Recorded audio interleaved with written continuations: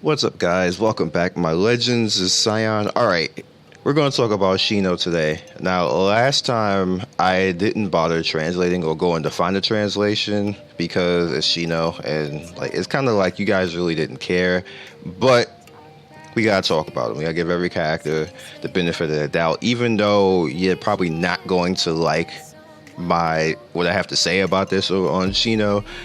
It kind of it annoys me a little bit how they treat this character, because he should be a better character than this, because I think his jutsu is actually pretty cool. As you know, as a jutsu goes in the story, I think that's a pretty cool story overall. I'm going to the wrong thing. Alright, so let's bring Shino in. I'm gonna go out of this because that's my ninja trial stuff. Alright, so we're just gonna bring him in so we can look at him and we can talk about his skill break and just his skills in general, and why I think that I think Shino is like the redheaded stepchild of the game.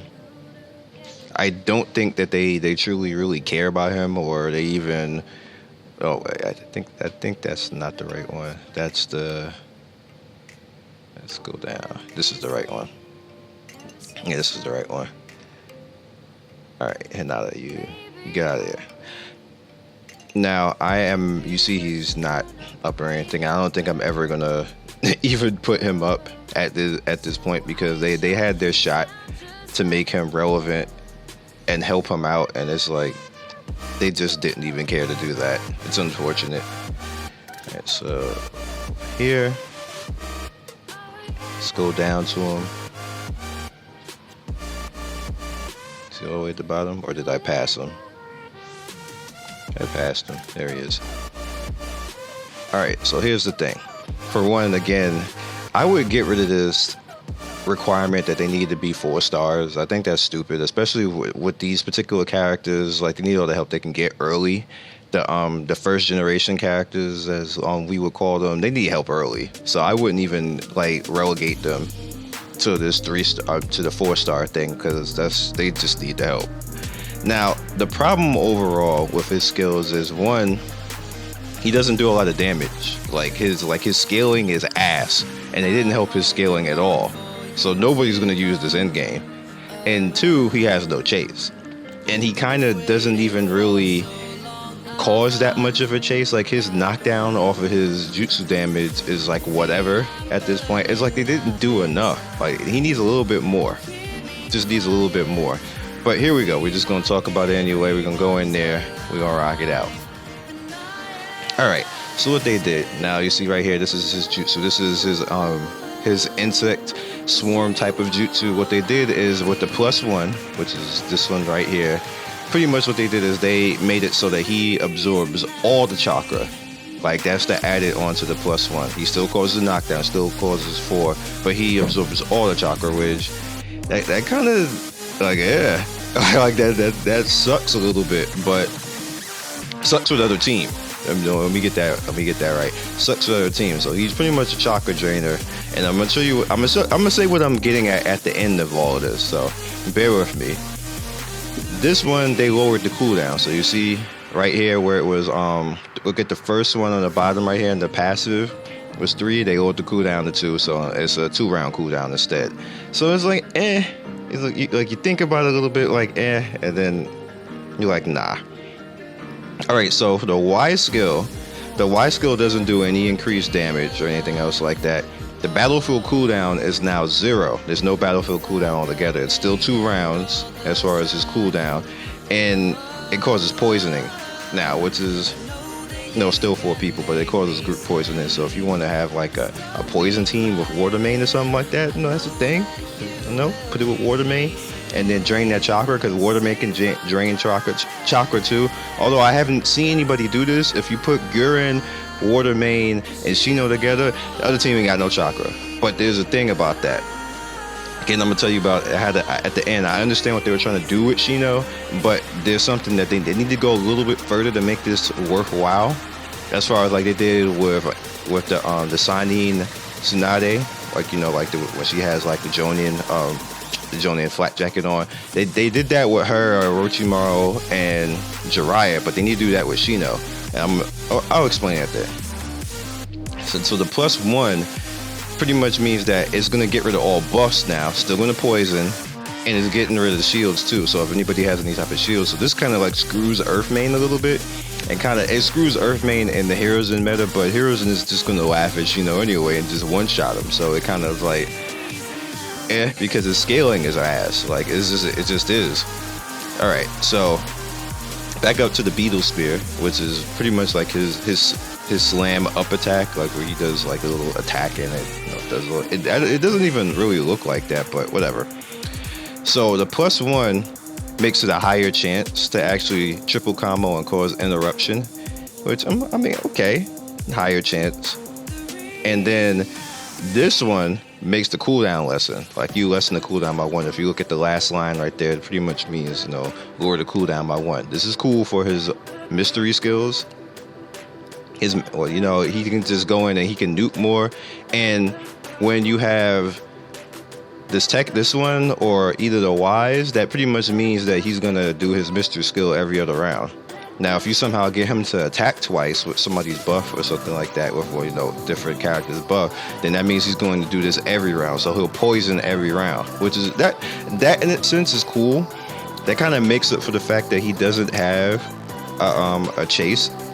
The fact that you can actually manipulate him to the point where he can make it so that he attacks every round. That's a thing. Like, it's not ass, but again, Next one is his passive right here, which you see, it pretty much, all they did was just increase by 25%, like the damage. Let me go over, sorry. They increased it by 25%, the damage. Like, I'm like, all it really did to begin with is make that his, excuse me, I'm losing my throat a little bit. It made his ninjutsu and his resistance higher. It made his ninjutsu higher and his resistance higher by 25%, which, might make him hurt a little bit, just a little bit, if he can nuke. Like I said, his scaling is not that great, but it makes it better. So, we'll see. Again, I think I'll use it in PvP just to see how much this would screw somebody, and then put him together with somebody who's going to make him attack twice in one round. So if he does get free in one round, he'll just pretty much do his mystery skill every round. And granted that it is a prompt, so think about it, all of them are prompts. These are all prompts right here. So he might be a little bit of something, but I'm gonna tell you why he just didn't do enough. All right, so the next passive pretty much is the insects, and the opponent excuse me, I don't know why I'm even talking like that. Pretty much what it does is that it'll make Shino's increase defense and draw 10 points whenever somebody is hitting with a taijutsu attack. Now, pretty much right here, if you look at the +1, it'll draw 15. If you look at the bottom underneath the second line, it increases to 15. And then right here it increases to 20. So when somebody attacks him, like they take even more damage from him, which means you definitely want him to be frontline, which is cool. Which always confused me, because in Team 8 they have 3 people who can be frontline. If you guys remember, you have Hinata, you have Kiba, and then you have you absolutely want to put Shino frontline so he can drain chakra. So who you put in the back? That would basically put Kiba in the back, which is kind of weird because he's an initiator. So you would then Hinata's skills put her in the front. So it's like, who do you put in the front? Unless you're gonna put all 3 in the front, and then maybe if you put the main in the back, just have a little bit of an L-shaped formation where you have somebody at the top, somebody in the middle, and somebody in the mid and the bottom. Which you could do that, and that'd be fine. But it's a little bit weird. And the Y skill, now the Y skill is a little bit more interesting, because what the Y skill does is that it pretty much makes him, if they use any type of chakra skill, he can absorb it. And then it's weird because the next one, he absorbs 50% of the chakra, and the next one, He absorbs 100% if anybody uses a skill. So like he's a full on, like he's taking all the chakra. All your chakra is mine. That's how Shino rolls, which is pretty cool. Pretty cool over the course of a fight. Like I said, it is weird because all they had to do was give him a chase. Like, and he'd be pretty awesome. Because a lot of people want to do that extended, like, you know, whatever else. But he's kind of a trap character. So what I would suggest is you put him in like a Great Ninja War or something like that. And he will legit make it so that like people like Tsunade, who have that 100%, not 100%, that 100 chakra buff, she would almost like all the time have enough chakra. Even when you make her overflow, she will always have enough chakra to keep using that group heal. So that's pretty OP. And then on top of that, you're taking chakra from the other side, so the other side will be chakra starving on top of that. So he is excellent and a good choice for a Great Ninja War, or maybe like a team battle or something like that. In a single battle or stuff like that, I think it would be okay until they target Shino. And like the other side is gonna lose chakra, but if they can target him with enough of a targeted combo, he's probably gonna die. So that's the thing too. But they won't have any more chakra after they target him. So it depends on how strong the other side is. And last but not least would be pretty much his clone, which is at the beginning he has one insect clone, which it doesn't really come back, which kind of sucks. However, when you go, why is it not showing? That's weird. Here we go. When you have his +1, his +1 why am I throwing this like this? His +1, he generates 2. That's nice. Just 2 automatically, like that's pretty nice. His +2, he generates 3. Now that's sexy. That's sexy. And it's also the clones themselves are able to generate. They have insect body, which is the passive where they draw chakra themselves. On top of having the insect body, they have the parasitic hit, which is his first passive, which pretty much means that they can hit for a stronger amount and have a higher resistance. So like he's kind of sexy when it comes to like a very defensive and screw the other team type of, like, if you don't really know how to handle this character, you're gonna be screwed. What you have to do is you have to splash damage him, and you're gonna lose your chakra. You just have to forego that. You're gonna lose the chakra, but you can't let him sit. So literally, if you see a Shino now and he's a skill broker Shino, you gotta kill him. You gotta target him and get him out of there, because you'll never be able to do anything the longer he stays in that fight. Which is good, because that made Shino important to actually be used. Last but not least is the Y skill, which is pretty much before each round. He generates 1 clone, and it's based off of his attributes, and it's also, again, you know, based like this means that it could come back compared to this. So he's kind of like a little bit like Sage Naruto, where Sage Naruto can generate that clone every round and it comes back and everything. So with his Y skill, he can generate the clone every round instead of just in the beginning you just get 3, which I would probably prefer this one, because I'm pretty sure that the clone is probably going to be stronger overall than these flimsy clones right here, because they were ass too. So with that said, and all of this, he's a cool character and everything, and in concept he works well. But he has a problem, and the problem is that they just released Gurren. Gurren does all of this stuff, if not better, because she attacks and drains all the chakra. She has 2 chases, and she has a negate attack on top of that, and her scaling is higher than him.